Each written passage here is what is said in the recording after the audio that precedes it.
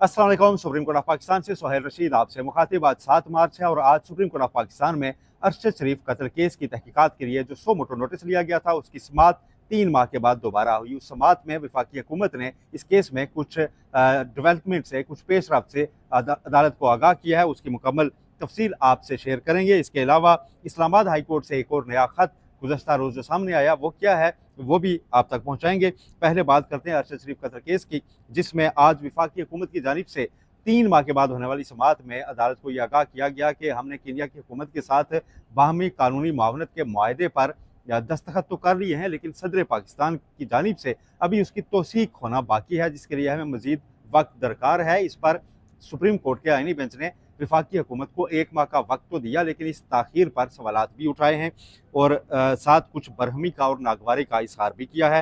अदालत की जानिब से ये रिमार्क्स दिए गए कि 3 माह के बाद आप अदालत के सामने आ रहे हैं और अभी भी आपको मजीद वक्त चाहिए, इतनी ताखीर क्यों हो रही है। जस्टिस हसन अजहर रिजवी ने ये कहा कि अरशद शरीफ एक पाकिस्तानी शहरी थे सबसे पहले, फिर नामवर सहाफ़ी थे, उनके केस में वफाकी हुकूमत का तर्ज अमल ऐसा क्यों है। इस मौके पर जो एडिशनल अटॉर्नी जनरल थे उनसे जस्टिस मोहम्मद अली मजहर ने यह सवाल पूछा कि सदर को समरी अरसाल किसने करनी है, जिसके बाद उन्होंने तौसीक के लिए अपने सिग्नेचर करने हैं। इस पर एडिशनल अटॉर्नी जनरल ने कहा कि वजारत दाखिला काबीना की मंजूरी के बाद ये समरी अरसाल करेगी, लेकिन अभी तक मेरा वजारत दाखिला से रब्ता नहीं हो पा रहा। इस मौके पर अदालत में, कमरा अदालत में ही मौजूद थे एक वजारत दाखिला के ऑफिसर। तो जस्टिस मोहम्मद अली मजहर ने कहा कि वजारत दाखिला के अफसर तो आपके बिल्कुल साथ खड़े हैं। इसके बाद वजारत दाखिला के जो जॉइंट सेक्रेटरी थे अदालत में मौजूद, उनको रोशन पर बुलाया गया, उनसे सवालात किए गए और उन्होंने ये बताया कि 27 फरवरी के रोज़ काबीना मंजूरी दे चुकी है इस मामले की और उसके बाद वजारत खारजा को भी एक नोट भिजवाया गया है और मायदे की मंजूरी सदर ने देनी है, तो क्या सदर इसे मुस्तरद भी कर सकते हैं। जस्टिस मोहम्मद अली मजहर ने ये अगला सवाल उठाया। तो इस पर मशीर जो वजारत खारजा के थे, कानूनी टीम के, वो भी कमरा अदालत में थे। उन्होंने कहा कि इस पर वो कोई तबसरा करने की पोजीशन में नहीं है। फिर जो अरशद शरीफ की बेवा हैं जवेरिया सदीक, उनके वकील भी कमरा अदालत में मौजूद थे। उन्होंने कहा कि कीनिया की हाई कोर्ट ने कत्ल में मुलव्वस एहलकारों के खिलाफ कार्रवाई का हुक्म दिया था, लेकिन कीनिया की हुकूमत ने अपनी उस हाई कोर्ट के फैसले को चैलेंज कर दिया है, उसके खिलाफ अपील में चली गई है।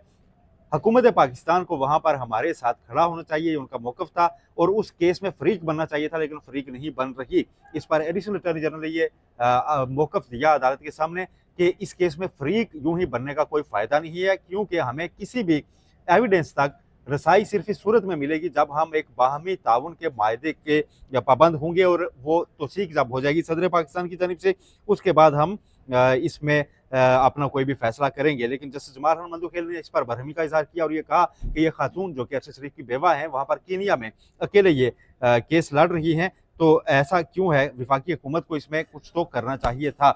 फिर एडिशनल अटॉर्नी जनरल की जानिब से यह भी कहा गया कि पाकिस्तान में भी 30 से ज़्यादा अफराद के बयानात कलमबंद हुए हैं इस केस में। जस्टिस मोहम्मद अली मजहर ने कहा कि अब तो कई साल हो गए इस सुमोटो को, तो हुकूमत ने मामले पर जो फैक्ट फाइंडिंग करवाई थी उसका तज़किरा भी चला अदालत में और अरशद शरीफ की बेवा जो हैं उनकी जानिब से ही ये कहा गया कि वो भी हमें नहीं मिली। फिर अरशद शरीफ की वालदा भी इस केस में फ़रीक हैं, उनके वकील भी थे इमरान शफीक, उनकी जानिब से भी फैक्ट फाइंडिंग रिपोर्ट का मामला उठाया गया कि हमें उसकी कॉपी दी जाए, लेकिन एडिशनल अटॉर्नी जनरल ने कहा कि वो फैक्ट फाइंडिंग रिपोर्ट पहले ही मीडिया में आ चुकी और उसके ऊपर भी काफ़ी मसला बना था, तो इसकी एक तरह से मुखालफत ही की है वो रिपोर्ट देने की और ये दरख्वास्त जो रिपोर्ट फैक्ट फाइंडिंग रिपोर्ट हासिल करने की है वो भी सुप्रीम कोर्ट में पेंडिंग ही रहेगी। जस्टिस अमीनुद्दीन खान जो इस बेंच की सरबराही कर रहे थे, उनकी जानिब से ये रिमार्क सामने आए कि अदालत की बेचैनी सिर्फ ये है कि ताखीर क्यों हो रही है। JIT जो इस सारे मामले पर बनी हुई है उस पर जस्टिस अमीनुद्दीन खान ने कहा कि मैं ज़ाती तौर पर JITs के बहुत ज़्यादा हक में नहीं हूँ, इससे फ़ायदा कुछ भी नहीं होता। ये वही ऑब्जर्वेशन है, बिल्कुल ऐसी ही जस्टिस काजी फाइज साहब भी दिया करते थे कि JITs का कोई फ़ायदा कभी होता नहीं है, अमलन सिर्फ एक वक्त गुजारा जाता है। तो ये आज की अदालती कार्रवाई थी। अब 1 माह का वक्त मज़ीद दिया गया है। वफाकी हुकूमत इस मामले पर अपना मौक़िफ़ 1 माह के बाद दोबारा देगी और उसके बाद आज के बाद जो भी पेशरफ्त होगी उससे सुप्रीम कोर्ट को आगाह भी किया जाएगा। इसके साथ अदालत ने यह भी हिदायत की है कि कीनिया की हाई कोर्ट ने जो फैसला दिया था अरशद शरीफ के केस में कि ये एक मिस्टेकन आइडेंटिटी का केस नहीं था, उसकी कॉपी अदालत में जमा करवाई जाए। केस की कार्रवाई अब 1 माह के लिए मुलतवी कर दी गई है। ये अरशद शरीफ केस की आज तक की अपडेट थी। फिर गुज़श्ता रोज़ शाम के वक्त इस्लामाबाद हाई कोर्ट से एक नया लेटर सामने आया है जो जस्टिस बाबर सत्तार ने अपने सेक्रेटरी से लिखवाया है, और लिखवाया है रजिस्ट्रार इस्लामाबाद हाई कोर्ट को, और उसमें एक अहम बल्कि संगीन मामले की निशानदेही उन्होंने की है। अभी ये अगरचे इल्ज़ाम की हद तक है, इसमें साबित होना है, लेकिन इस खत में यह कहा गया है कि इस्लामाबाद हाई कोर्ट में एक नई प्रैक्टिस शुरू हुई है कि अगर कोई साइल वहाँ पर आता है और उसको रिलीफ मिलता है, फ़र्ज़ करें उसको ज़मानत मिली या उसकी कोई भी दरख्वास्त मंजूर हुई, जब वो कमरा अदालत से निकलकर वापस जाने लगता है तो कोर्ट का कुछ स्टाफ उसका पीछा करता है और जाकर उसे पैसे तलब करता है, रकम मांगता है, तकाजा करता है कि मिठाई के लिए हमें भी कुछ दें, आपको यहाँ से बड़ा रिलीफ मिला है।